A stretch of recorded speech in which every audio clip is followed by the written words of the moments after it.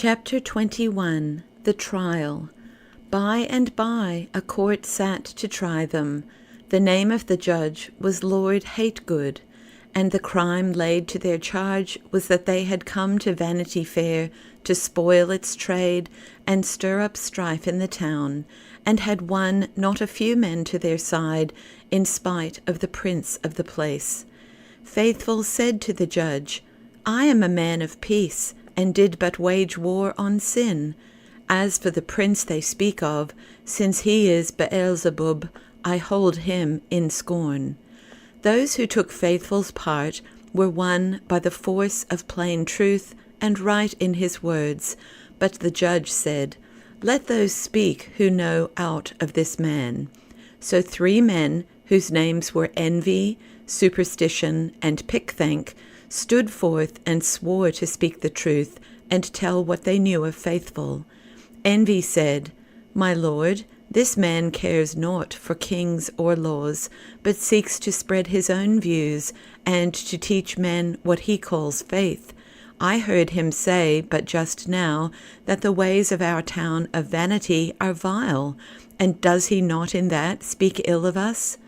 Then Superstition said, My lord, I know not much of this man, and have no wish to know more, but of this I am sure, that he is a bad man, for he says that our creeds are vain. Pickthank was then bid to say what he knew, and his speech ran thus, My lord, I have known this man for a long time, and have heard him say things that ought not to be said. He rails at our great prince Beelzebub, and says that if all men were of his mind, that prince should no more hold sway here. More than this, he hath been heard to rail on you, my lord, who are now his judge. Then said the judge to Faithful, Thou base man, hast thou heard what these folk have said of thee? Faithful, May I speak a few words in my own cause? Judge, Thy just doom would be to die on the spot. Still, let us hear what thou hast to say. Faithful, I say then to Mr. Envy that all laws and modes of life in which men heed not the word of God are full of sin. As to the charge of Mr. Superstition, I would urge that naught can save us if we do not the will of God.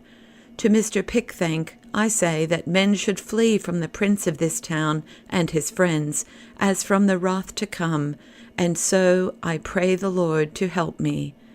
Then the judge, to sum up the case, spoke thus, You see this man who has made such a stir in our town.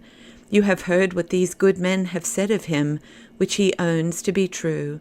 It rests now to you to save his life or hang him. The 12 men who had Faithful's life in their hands spoke in a low tone thus, This man is full of schisms, said Mr. Blind Man. Out of the world with him, said Mr. No Good. I hate the mere look of him, said Mr. Malice. From the first I could not bear him, said Mr. Love Ease. Nor I, for he would be sure to blame my ways, said Mr. Live Loose. Hang him, said Mr. Heady. A low wretch, said Mr. High Mind. I long to crush him, said Mr. Enmity. He is a rogue, said Mr. Liar. Death is too good for him, said Mr. Cruelty. Let us kill him, that he may be out of the way, said Mr. Hate Light. Then said Mr. Implacable, Not to gain all the world would I make peace with him, so let us doom him to death. And so they did, and in a short time he was led back to the place from whence he came, there to be put to the worst death that could be thought of, for the scourge, the sword, and the stake brought Faithful to his end.